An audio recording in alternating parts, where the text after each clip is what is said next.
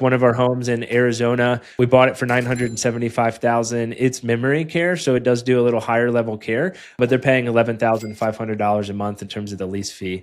So it cash flows $4,700 a month pretty passively because the operator's doing all the day-to-day care. Today we have a very special guest with us. Dr. Alex Schloe is an incredible husband, father, Christian, family medicine physician, Air Force serviceman, and in addition, real estate investor and entrepreneur. And today he's going to talk to us about how to generate cash flow using an asset class that we all actually probably are aware of as medical professionals, but might have no clue about from an investing standpoint. So we're going to talk about residential assisted living. Alex, thank you for joining us. Awesome. Thank you so much for having me on. I really appreciate it. And thanks for the really kind introduction and the opportunity. Really excited to talk more about residential assisted living today. Yeah, this is a really unique investment opportunity. But before we talk about it, I want to know a little bit about your background and why you even made the decision to start investing in real estate at all. Absolutely. I'd love to. I've been investing in real estate for quite some time since I got into residency. And really, the seed was first kind of laid by my dad when I was going to medical school. And we were looking for apartments and looking at places to buy. And in the Air Force, I went to the Air Force Health Promotion Scholarship Program. So they paid for my med school and they gave me a nice signing bonus, a $20,000 signing bonus. I thought I was the richest person in the world and it was awesome. But he said, hey, how about you take that $20,000 signing bonus and buy a duplex or something like that, fix it up, kind of house hacking before house hacking was a thing and go from there. Unfortunately, I did what a lot of kids do and I didn't listen to him. But at that moment, the seed was planted. And I realized after I started leasing out my own apartment, like, wait, I got to figure out ways to cut costs here. And so I got a roommate and we split the lease and kind of did it that way. And then I realized as soon as I get into residency and start residency, I'm going to start investing in real estate. And so during, the kind of the end of med school, really started reading like White Coat Investor, Rich Dad, Poor Dad, listening to Bigger Pockets, and going down that route. And once I got into residency, that was at Eglin Air Force Base in Destin, Florida, we decided to pull the trigger. So I bought a home. It was $191,000. It was a physician loan, no money down. There was a $58 fee that they wouldn't cover. And I remember being like kind of terrified and also kind of frustrated about $58 and thinking oh man, I don't know if this is a good idea. I got to pay $58. It was the best idea. And so bought that no money down. That was kind of a live and flip. And now it's one of our long-term rentals. But that was the first taste of real estate and entrepreneurship. And from there, met my partner, Charlie, and then my partner, Luke. And we've invested in kind of really every asset class and ultimately landed on assisted living, which we'll talk a lot more about. But really owe it all to community and being in a great mastermind called the War Room. And that's where I met my partners. And then from there was able to grow so much faster. And like fast forward now, 6.5, 7 years, able to practice medicine and live life how I want to. And really grateful for that. That's amazing. First off, you've got a good dad. Yeah, he's the best. He is the best. Great advice. That's great advice. Like for anyone out here listening who's like, I would like to start investing in real estate. I have no money and maybe fresh out of training or whatever, like that, the small multifamily house hack is beautiful. Too bad you didn't take the advice, but you got a great dad. Yeah. Ironically, we still house hack to this day. We house hack our house here in Colorado Springs. We have kind of a separate walkout basement apartment. And if you average it over the whole year, it pays our mortgage, taxes, and insurance. So we live for free in Colorado Springs, which is amazing. And that's like the first thing I always encourage folks that I talk to is like, hey, is there a way that you can house hack? And it doesn't have to be like you're renovating a quadplex or a duplex and living in one unit. Maybe it's just like you're renting out some of the bedrooms of your house to your residency mates or to your classmates, and they're paying you rent and you're living for free and or maybe generating some cash flow along the way. So there's a lot of great ways to do it. I think house hacking is one of the lowest risk and like really incredible beneficial ways to get started, and you can still do it forever. Okay, that's amazing. Colorado Springs, I think, is notorious for being like a very difficult place from a housing standpoint to get in, considering the massive appreciation of properties there lately. And the fact that you have been able to say, hey, look, I'm in a super high cost of living area, but rather than rent, I've elected to take this approach. You've lived for free, and I'm sure your asset has appreciated quite nicely over the last few years. That's incredible. Yeah, absolutely. We're super blessed. That was our goal coming into Colorado Springs, and we bought during COVID. We ended up offering on 18 different houses. We were kind of hitting the point of like, man, we're stressed. We got to get somewhere to live. I was moving there for the military.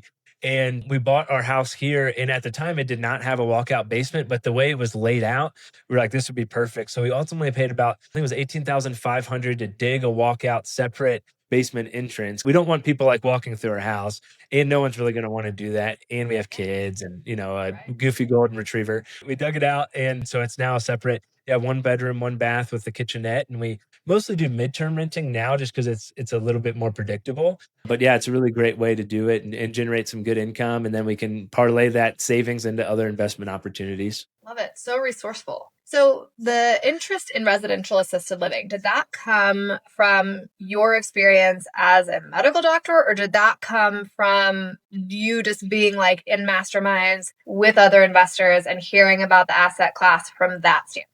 Yeah, kind of all the above. So my first W-2 job, I was the handyman, cook, do a little bit of everything in an assisted living facility. I was 15. I was getting paid, I want to say it was $5.45 an hour, if I remember correctly.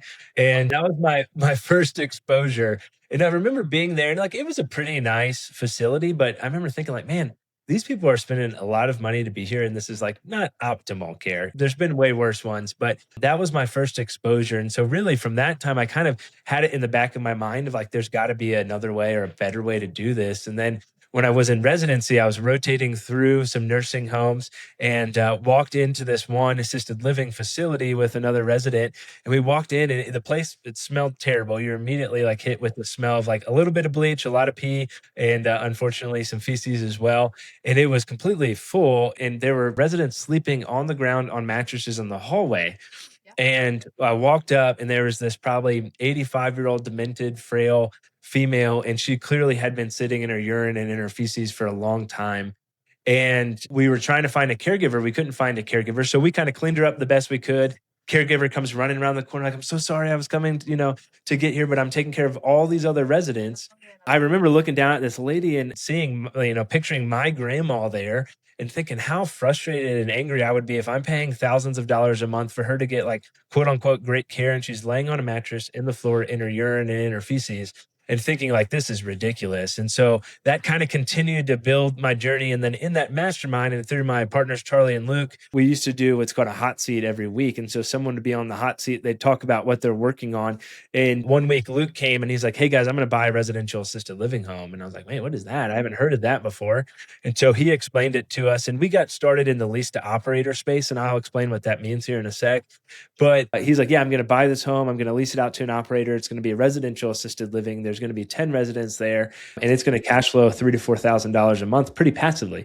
I'm like, whoa, this sounds really interesting. And so from there, we decided to partner up and brought in Charlie, our other partner, and we bought 5 leased operator homes. We have 3 that we partnered with an operator in Wisconsin, and then we're working on 2 new development projects right now. And then potentially going to start raising capital and working on a large assisted living facility play with a big operator. But yeah, so it's been a really, really cool journey into the space. And so I think it was kind of like a introduction over time and exposure to need over time. And then when Luke shared what residential assisted living was, I was like, man, this just really makes so much sense for a way better way to care for seniors. Yeah, it's so interesting. I also was a CNA before PA school. Okay, I never want anyone in my family to be in this situation. And so I've been pretty passionate for years, not only from that side of it, but then from working on the ICU side of things as a PA of, hey, a lot of these places, they're kind of off the table for what I would want. And so I've made other arrangements to facilitate like care in a family member's home.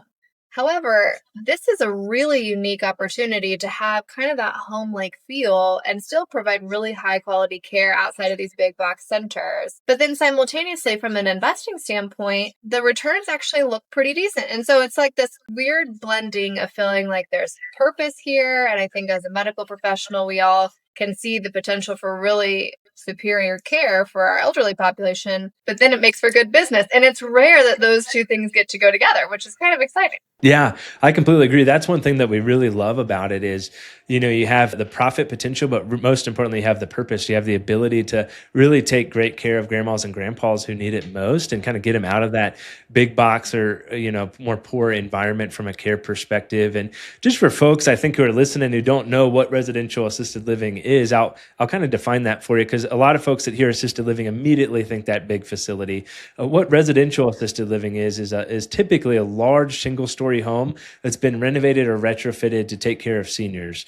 And typically that's going to be anywhere from 6 to 16 residents. It's going to depend on your state, how many residents you can have, but typically 6 to 16. It's often, it's in a neighborhood, it's in a community. Sometimes it's in the community of the seniors that are living there, which is really, really cool. No one wants to leave their home, right? And I'm totally an advocate for like, if you can safely live in your home and get the care you need, that's probably going to be the best for you.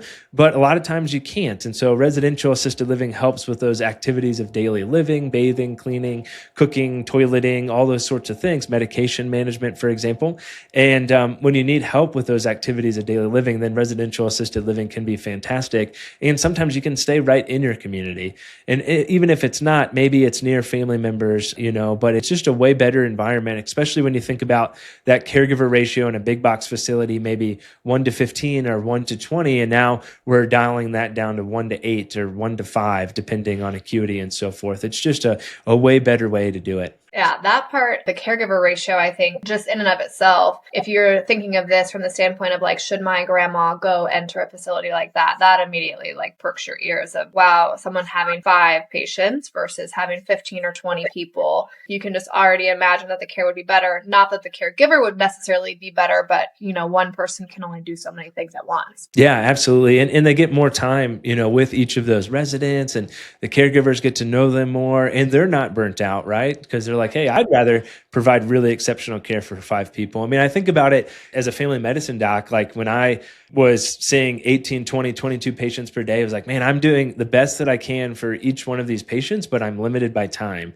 And, when you drop that down, like now I'm working in direct primary care and like on a busy day, I'm seeing 8 to 10 patients. It's like, okay, now I have 30, 40 hour-long appointments and I'm able to like provide way better care because I have the time to really drill down on what are those social determinants of health? What does the patient actually need to really succeed and to really like improve their health long term? So same rules apply in residential assisted living. Yeah, great parallel there. You mentioned one of the options is like a lease to operator, where you own the physical building and then you are leasing it out to some other operator who's going to run all of the business side of the residential assisted living. Can you tell us a little bit more about what that looks like compared to a couple of other approaches you could take to residential assisted living? Yeah, I would love to, because I think a lot of times when folks hear investing in residential assisted living, they jump to like, hey, I have to own the real estate, own the operations. I'm going to be the one providing the day-to-day care. And that's really tough for folks like kind of in our work demographic and who are in medicine, who are clinicians and working more full time. And so there are 4 different ways to invest in assisted living, 3 of which are more pertinent to the listener, but I'll talk through all 4.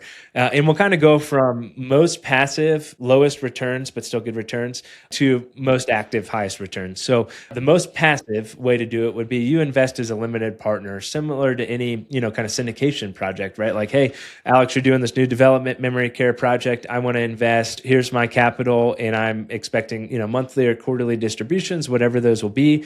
Typically, cash on cash returns are around 20%, IRR around 20, 25%. So still really good returns from an LP position perspective, but that's passive, right? That's mailbox money. Ultimately, you need to do your due diligence on the actual opportunity, but really that's going to be the most passive way to get involved. As we're continuing along that spectrum, next would be the lease to operator model. And so that would be you own the real estate, you own the assisted living home, and you lease that out to an operator who comes in under a commercial lease and runs the business. They do all the day-to-day care. That's how we got started. That can be a really great way to get the benefits of real estate and also be able to serve that population. There's a lot of pros. There's some cons. The pros are it can cash flow really well. So typically you can cash flow 3 to 4x what the long-term rental rate would be. For example, like one of our homes in Arizona, we bought it for $975,000. It's memory care, so it does do a little higher level care, but they're paying $11,500 a month in terms of the lease fee. So it cash flows $4,700 a month pretty passively because the operator's doing all the day-to-day care. So that's just one example. The beautiful thing about that is even more than 3x. Because if you look at just a 1% rule for a long-term rental, that seems like even better than that. Wow. Yeah, exactly. Sorry, right. Didn't mean to interrupt you. I'm just doing math and going, that's No. pretty good. Yeah, absolutely. Yeah, we have a few other ones that, like one we bought for 619,000. We leased it out for 6,500. That cash flow is 2816 a month, and so still some pretty significant cash flow. And I bring it up because you can get the short-term rental kind of cash flow without the headaches of the hospitality aspect of short-term rentals, which we've had short-term rentals. We love short-term rentals, but it's just another way to think about it and to also kind of tap into the aging demographic.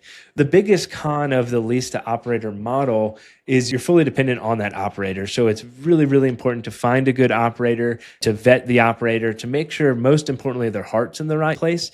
Because if we're looking at the financial numbers of assisted living, I mean, the median assisted living cost per month is $5,500 last year.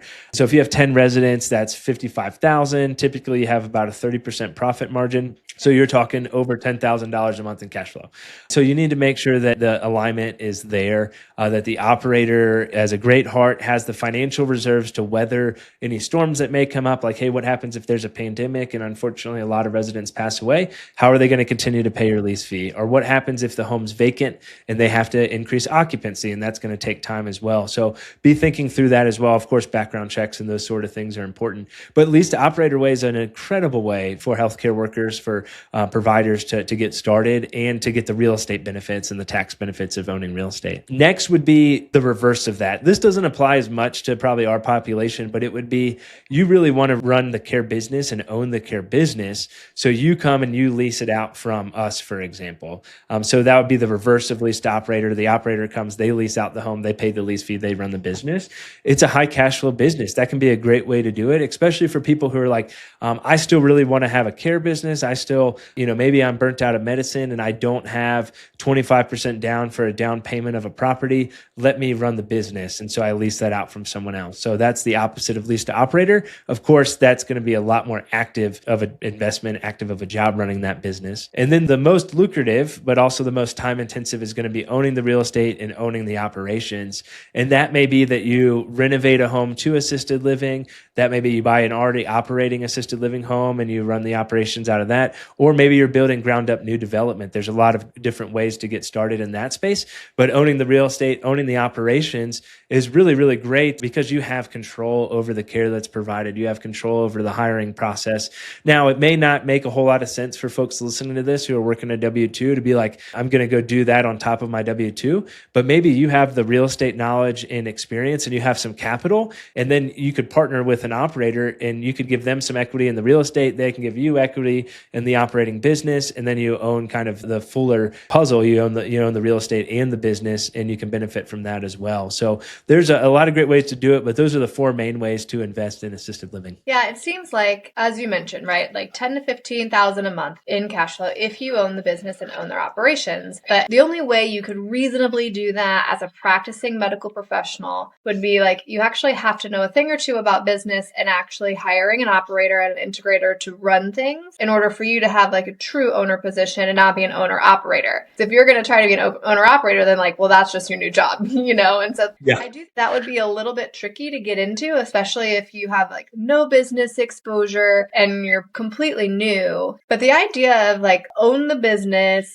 lease to an operator seems really achievable for someone, even like this might be their first investment, if they know how to find the right operator. So do you have suggestions for how to go about that process or putting yourself in the right circle to get connections there? Yeah, absolutely. And just to kind of piggyback what you said, I think the other way that you could own the real estate and own the operations is if you run it from the mindset of, I'm going to hire a manager. And that's what we to kind of teach everyone in the mastermind is like, hey, be thinking about, could I hire a manager who kind of oversees day-to-day operations? And then you're the CEO who's like working on the business, not in the business. Now, you might not be able to do that immediately. Like you might need to have a couple homes that you can, you have one or two homes. Maybe you can support having a manager with two homes and they kind of oversee that day-to-day care and the hiring and all those sorts of things. But I agree. I think lease to operator, lower barrier to entry, especially for medical professionals.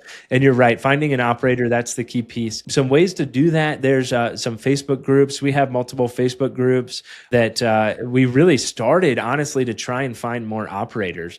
And so we started a Facebook group. Gosh, it's been about 2 years ago now. And we started a Facebook group looking for more operators, and it just exploded with like everybody in who wanted to invest in assisted living.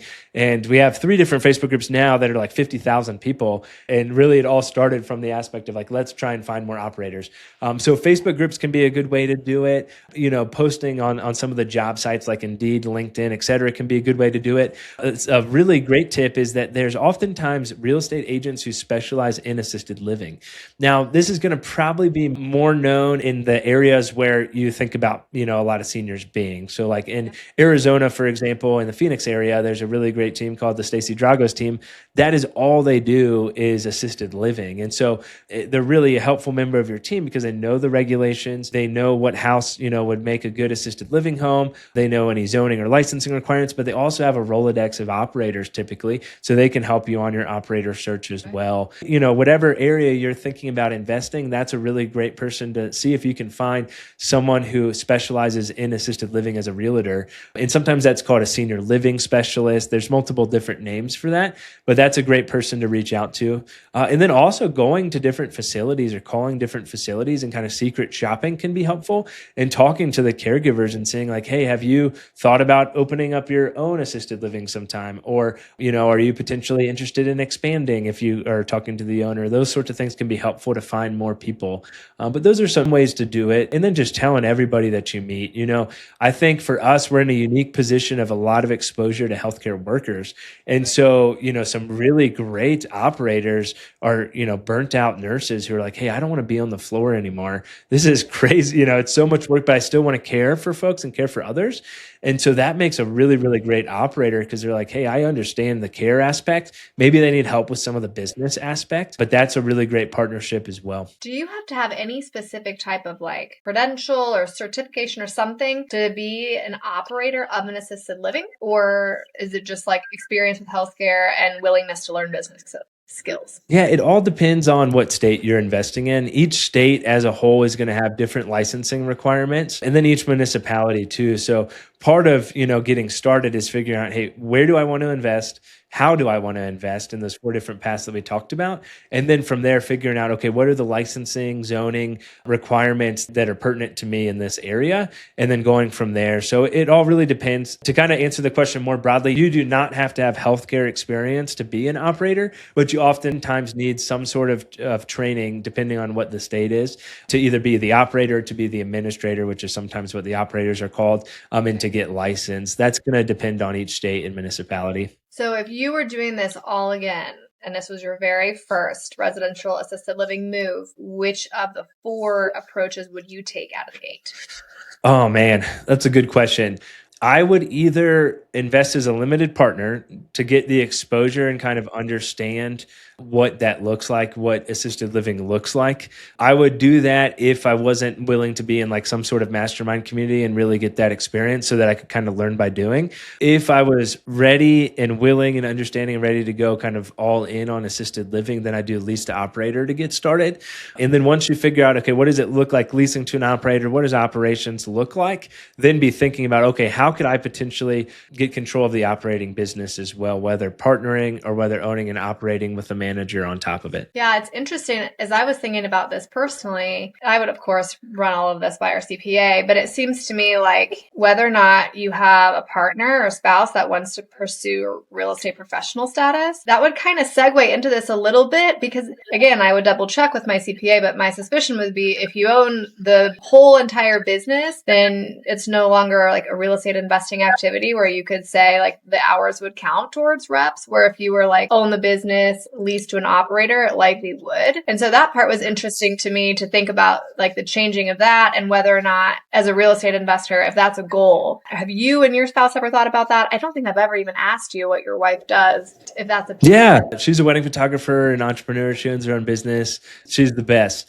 I've tried very hard to get her to get real estate professional status, and she has not taken the bait despite me calling her out on many podcasts. I will qualify for real estate professional status for 2025 and going forward. So now I work part-time, and that was part of the plan. Was like, hey, let me work part-time so I can qualify for reps because we have a bunch of depreciation that we can use. So yes, great way to do it. And you can do it in the assisted living space for sure. Typically how owning the real estate and the operations are set up is you own the real estate in one entity. Again, talk to your CPA and talk to your attorney, but you own the real estate in one entity and then you own the operations in the other. There's also a massive amount of accelerated depreciation you can do because, similar to like a boutique hotel, you're also oftentimes putting in all the FF&E or similar to short-term rental, right? You're furnishing that. And so you can do accelerated depreciation on all those furnishings as well. So when you're talking about like 10 hospital beds and 10 lounging chairs and everything that goes into an assisted living home, you can have some pretty massive depreciation, which as you mentioned, as a real estate professional status, you can then use that to write off against your W-2 from that perspective or your 1099 income. So it can be a great way to do it as well. Yeah. Nice. So yeah, you're 2 days a week now, right? So then 2025, you get to qualify. That's awesome. Yeah. I had 3 months of paternity leave / terminal leave in the Air Force last year. So that was kind of like more full-time real estate. And then I started 2 days a week, 2 to 3 days per week. And now I'm like, I'm going to roll that as long as I can because of reps. I mean, it's just such a massive benefit, the real estate professional status. It doesn't bring my income fully back to what it was for the Air Force, but it comes pretty darn close just working 2 days a week, which is pretty cool. And then I get to do awesome things like this on a Tuesday afternoon chatting with you. So it's pretty awesome. Like how much more time do you get with your kids and your wife? Like that is irreplaceable. So exciting. Now, that's the best. Yeah. I mean, during to get here though, just for people's reference, like if they're trying to emulate you, how many years would you say it took you to position yourself to be like living the dream as you are right now? Yeah, I would say, actively investing five years. In terms of like thought and planning, about 7 years when I bought that first property, or 7.5 years. You could totally do it in 4. The goal was once I got out of residency, it was like, hey, I have these 4 years to really like go pedal to the metal and create some degree of financial freedom with the goal of like going part-time. I think a lot of times there's like, especially in the doctor space, there's a crowd of like, oh, well, why should you even be a doctor at all? Why don't you just do real estate if that's what you like? And it's like, no, if you have some degree of financial freedom, like you're going to be a better doctor. You're going to be a better provider because you don't have like the monkey hanging on your back of finances. And so that was the goal behind it. I still love seeing patients. I mean, I'm working this afternoon and I love seeing patients. And so for me, it was like, hey, I want to practice medicine how I want, when I want, where I want, and do it that way. And so, it was 4 years of like really diligent effort to make that happen. And folks can certainly do it faster probably as well. I definitely had some shiny object syndrome and have invested in a little bit of everything. So if I could have turned back time, I maybe wouldn't have. But I think it's important when you're getting started. Like I talk about it a lot of going to an ice cream shop when you're thinking about shiny object syndrome. And each of those different flavors of ice cream is a different asset class: short-term rental, boutique hotel, mobile home park, residential assisted living, whatever that may be. It's totally okay in the beginning to go up and ask for a sample. And maybe that's like, hey, I'm going to invest as a limited partner in a mobile home park deal just to see, do I even like mobile home parks? And if you don't, great, let me go try another sample. But where folks get in trouble with shiny object syndrome is when they figure out, okay, I really love assisted living. I'm going to focus solely on that. I'm going to get the full 3 scoops of assisted living. And then they're like, well, you know what? I'm kind of bored. Let me go do something else.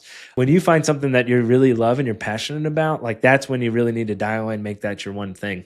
Yes, which you have done an excellent job of. And honestly, trying. like 4 to 5 years, that's such a short period of time of life to be like, I will focus and execute this plan, and then now I will like get to enjoy the fruit of that for literally decades. Like I think that is inspiring. It sounds like a long time, but if you think about how long your professional life is, for most people it's 30 to 40 years, and then like in 5 years you basically said, hey, I get to now own my time and like practice medicine how I want. That's incredible. That's so cool. So it's been amazing. A lot of hard work, but it's been amazing. Sorry, go ahead. No, I was just I want to ask some like logistical questions of the money side and like how to get started and how much capital you need, that kind of thing, if that's okay. That'd be great. On the LP side, my assumption would be for most of those deals, you need to be an accredited investor. Is that correct? Yep. Typically need to be accredited investor. Typical minimum investment's 50,000. Some of them are higher, but typical minimum investment's 50,000. Need to be accredited or a prior relationship. So we're working on a new development project outside of Houston in Tomball, Texas. That was 506B initially. So for folks who are kind of wondering what the heck that means, there's 506B and 506C when it comes to kind of SEC classification for investing in syndications. A simple way I remember it, because I am not that intelligent, is 506B is both. And meaning you can be unaccredited or accredited. Both of them can invest in that deal, but they need to have a prior relationship with you that's documented. And so 506B for both unaccredited and accredited. And so we started 506B for that deal. And then the last, I think it was like about $1 million we needed to raise. We flipped that to be strictly 506C, which is only accredited investors, but you can market that. So you do not have to have that prior existing relationship for 506C and then go from there. So we try and do it that way for our deals because we have, plenty of friends and colleagues who aren't accredited yet that we're like, hey, we want to be able to offer this opportunity. But that does require that pre-existing relationship, which is really important. So yeah, sometimes unaccredited, sometimes accredited, usually $50,000 minimum from that perspective. Okay. And then if you're going to buy a physical building, my assumption would be that location would matter quite a bit, but also that there's probably not a lot of homes that are set up as like, I'm a single family home that's ADA accessible with 10 bedrooms and all these bathrooms. So my guess is there's some reno like outfitting involved. What would you guesstimate would be the capital requirement there? That's a fantastic question. It kind of depends on what your ultimate goal is going to be. If you're going to buy a house and you're going to lease it to an operator, typically that's going to be either a debt service coverage ratio loan, DSCR loan, or a kind of a commercial loan with a small regional bank. Those are typically the folks that you're working with from a lease to operator perspective. And the big thing for financing is talking to them about what you're doing and really explaining what you're doing, and then having that operator lined up so you can show, hey, this is what the lease is going to look like once they come in and start operating, because they're typically lending based off that income. Usually that's 25 to 30% down for the home. And then depending on what renovations are needed, that can increase. To hit on like what really we're looking for a house, yeah, usually large single story house is going to be best. As many bedrooms and bathrooms as you can have, because you can have more private rooms and you can charge a bit more. The accessibility features are going to depend on the state and the location, but typically you're going to need a wheelchair ramp, usually some widened door frames that you can get a wheelchair through. You're going to need a fire sprinkler system, fire alarm monitoring panel, and at least one or two roll-in showers, or wheelchair accessible showers for bathing. And then like grab bars in the showers and those sorts of things. But those are the big features that you're going to need. Usually if you're renovating a large single story house, you also want to think about how can I add more bedrooms and bathrooms if possible? Because again, the more private bedrooms and bathrooms, the more private rooms, the higher you can charge. And so it depends. Usually we tell folks, that budget can be anywhere from like $250,000 to $500,000, depending. We have one of our mastermind members. She bought an 8-bedroom house, but in Texas, you can have up to 16 residents. So she was like, "Hey, I'm going to do an addition of 8 more bedrooms." Obviously, that's way more expensive. So it just depends. Now that's a lot of money, right? And people are like, "Man, I don't have a 25% down payment, and I don't have all this money to renovate." Another way you can do that is you can reach out to mom and pop operators of these homes already. So this is a huge value add for folks that are listening. You can typically find a list of every operating assisted living home in your state. And then usually it's broken up by city or location.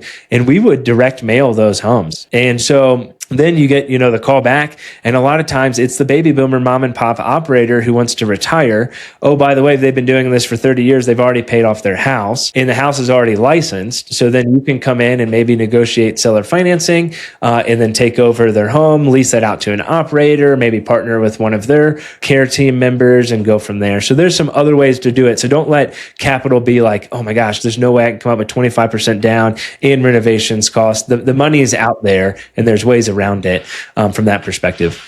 That is a great tip. And I think Yeah. realistically, like those folks probably are not getting offers left and right. I feel like this is still relatively niche. And so it's likely that, especially if you're not in one of the areas where these are really common, that you might be the only person that contacts them in this quarter. And so it sounds like you might have a decent chance if they were wanting to move on, like you said. Yeah, 100%. It's a great way to do it. That's how I would get started is let me pull that list, draft a letter, mail that out to as many people in the area that I want to, have some way of a CRM and following up with them. And then always, always, always bring up seller financing. Because a lot of times the mom and pop operators, they don't even know what seller financing is. Like the last one we bought, we paid 6% down. It was 6% down. They were like, hey, we just want $45,000 and then we'll be the bank and we want cash flow as we're retiring.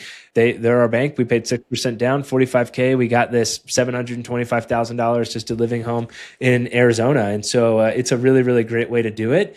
And then a lot of times they also haven't optimized things, right? So many of these homes don't have a website. They don't have a Google My Business page. They don't have any sort of social media. So there's like so many ways that you can come in and optimize it as well. Oh, that is really cool. And like you said, one of the themes has been just like resourcefulness, like, hey, you could easily say, I'm going to write myself out of this because you're saying big numbers, or I'm not sure how to do this, or I don't have the time. But realistically, you're exhibit A that you can solve a lot of these problems if you get creative. Perfect pearl. Yeah. Relationships. Yeah. Yes. Yeah, relationships, partnerships. The other financing piece I think is helpful for folks to know. If you own the real estate and operations, you may be able to get SBA financing. That's where it gets really cool because you could potentially do 10% down for everything. And so the beautiful thing about SBA financing is oftentimes like, let's use that new development in Texas that we're working on for an example. We were able to get SBA financing 10% down on this project. Not only is that covering the land costs, but that's covering the land cost, the construction loan. That's also covering the reserves, right? Like the home's going to be built, not going to be completely full. And as soon as you first start to have residents, you have to have 24/7 care, which is costly. And so they cover those reserves costs. Everything's wrapped into that loan 10% down. So that's a really great way to do it. You can only really tap into SBA financing if you own the real estate and own the operation. So it's not an option from a lease to operator side of things. But if you're partnering with an operator, it may be something that you can do. It can be a really great way to do it as well. Wow, that had not even occurred to me. Yeah, it's pretty cool. Yeah. So you've done this. This is the thing about like talking to somebody who has experiential knowledge versus is aware of something you could do, right? So from someone who's been in the trenches, like what are the pitfalls? What are the downsides? Absolutely. I think, again, kind of looking at that 4-step framework of how you're going to invest, biggest pitfall from a limited partner perspective would be like not doing really great due diligence on the operator, not doing good due diligence on the team, and just goals not aligning. From the lease to operator perspective, biggest pitfall, of course, is the operator. And then the other pitfall would be making sure that you're buying a home in a place where you can operate it as an assisted living home. So making sure you're looking at the state licensing and zoning requirements and looking at your local city licensing and zoning requirements and make sure that the home is in an area where you can actually operate. There's some municipalities like Glendale, Arizona, where you can only have a assisted living home within 1,200 feet of another one as the crow flies. It's got to be at least 1,200 feet or further away. So it'd be really bad if you're like, hey, I'm just going to buy this house, turn it into assisted living, and you can't even do that. So make sure you're looking at that early on as well. From a operating perspective, not having enough reserves, that's a big thing we see operators struggle with as they come in to operate the business and they don't think about that period of time as they're increasing occupancy of the home. So making sure you're having enough reserves and then owning the real estate and operations, the big pitfalls are kind of all of that all together, not figuring out your operations piece, making sure your zoning and licensing stuff's worthwhile, and then getting yourself ready from a financing perspective to be attractive to the banks. And you have to remember, if you're owning the real estate and the operations and you're just getting started, you really have to sell your story as well. Like where is your heart? Why are you going to be someone that the bank is going to be willing to lend millions of dollars on for this project. That gets easier as you have more experience, or if you have more experienced folks on your team. But just be thinking of that going forward of like, hey, what's your why? And of course, like only get into assisted living if your, heart is there to take care of seniors, because it's really, really hard work as well. This is not an asset class I tell anybody to come into if they don't really want to have that purpose. They don't really want to care for seniors, because it's really hard work. Yeah, I'm gathering that. But it does sound like there is reward to justify the work. If your heart's in alignment, it sounds like, the numbers are also really there. And so this could be a really genuine path towards creating cash flow that could replace the income of a PA, NP, pharmacist, physician within a relatively short period of time. I was just going to say, yeah, one well-run, fully occupied, owned and operated assisted living home. Yeah, we're talking $10,000 to $15,000, $20,000 per month in cash flow potential that's there. Not a guarantee by any means, but that's financial freedom with just one home, which you can't really achieve in any other asset class, certainly not in a single family type environment. Right. Absolutely. Those are big numbers. For most PAs, that's the whole PA salary, with one single home. That's impressive. You did say most people are paying on average, I think you said $5,500 a month in terms of just nationwide what a resident would pay to live at a place like this. I'm curious what portion, at least for yours, of people are paying cash versus using long-term care insurance policies. That's a great question. Yeah, because it certainly relates to how folks are paying. We typically go after more of the private pay model than Medicaid. We do have some folks that are doing long-term care insurance, which that essentially looks the same as private pay, kind of overall. So we tend to encourage folks to think about going down that route. When we start thinking about Medicaid or some state-sponsored programs, there's certainly a need there, and I wish that there was a way to figure out how to do that side of things more cost-effectively. We have tried to stay away from that because it's super cumbersome. You have to send all these reports every month. And for example, if you're just missing a period, and I'm not exaggerating, folks have told us this, if you're just missing a period on your report, they won't pay you, and they don't say what's wrong with it. So then you send the report again and you're like, okay, maybe let me add this period. Okay, now I got paid. It's crazy. So we tend to focus more on private pay. And the 5,500 number, that's gross just across the country as well. Certain markets are going to pay way more. And then we didn't really talk about you can do memory care, for example, which we love. And that is typically residents who need help with dementia. And you can charge significantly more with memory care. There's some other kind of subspecialty homes as well. But yeah, that's kind of what we're looking at. There's a good website for folks who are listening. If you Google Genworth cost of care or Care Scout, you can put in your zip code and it'll give you a ballpark median on what the assisted living is in your area. That's mostly pulling from big box facilities, but it'll give you an idea on hey, what are folks charging in that area? For example, we have some friends who just started a memory care home in Carmel, Indiana, not too far from you, and they're charging $9,000 a month per resident. And so different areas, different levels of care, you can certainly adjust that resident rate accordingly. I think you can look at that through two lenses. I think you, of course, have to know, this is the equivalent of your rent, right? If you're buying long-term rental, those numbers matter so much for figuring out your cash flow. But even just not as the investor, put on your individual hat for a second and think about the fact that at some point, all of us, statistically speaking, will need long-term care, or 70+% of us. And I think we're all familiar with what CMS will pay for long-term care and what kind of facility that might be. And so as an individual, from a personal finance standpoint, I think we all need to consider that the average extended care for any individual depends on state, like you said, but you can go on any of these websites and look it up. It's $100,000 a year. So to pay $5,000 a month is actually way less than that. And if you don't have long-term care insurance, this is an expense that we can all anticipate. I like to think about that part too. Just if I'm prepared for this, is my spouse prepared for this? Because we think of it differently now. We're young and we're trying to, invest and operate businesses. But at some point we won't be young and we might be the ones in the memory care unit. Yeah, you're exactly right. And I think about it too. And Charlie, Luke, and myself, my two partners, we've talked about how, when we're getting older, we're going to build the most like epic assisted living home, and we're going to reserve beds for us and our spouses there. So yeah, it is. It's totally a way. And we've talked with multiple folks who that's what they're thinking about. Usually folks who get into the assisted living space have either been touched by it from a family member who maybe had a poor outcome or experience, or they're a healthcare worker who's exposed to it, on the daily, or they're just thinking about like, hey, what are some ways that I can really make a difference? And so it's kind of one of those three buckets. And certainly we're all, yeah, we're going to need it. You're right. 7 out of 10 folks will need long-term care. And we haven't even really hit the demographics, but you're looking at about 77 million baby boomers in America. 7 out of 10 of them are going to need long-term care, which is 59 million boomers. That's a ton of boomers who are going to need long-term care. And we're already in an environment where we're anywhere from like 645,000 to a million beds short right now. And the important thing to know is the first baby boomers just turned 80.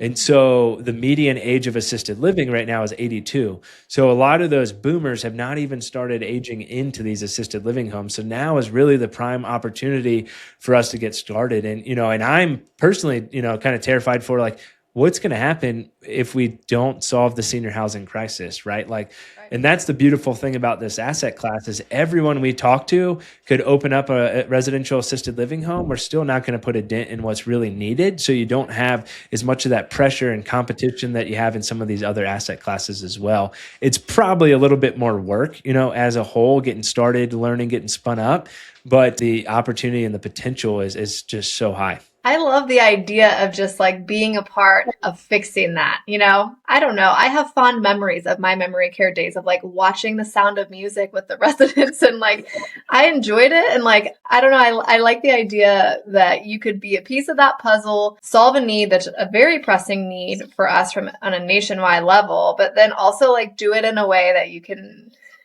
help individuals and like, 10 to 16 people. Of course, you'll have turnover, but like that, you're actually making like a pretty narrow impact there with one. I like that. Something about that speaks to me. Yeah, it's beautiful.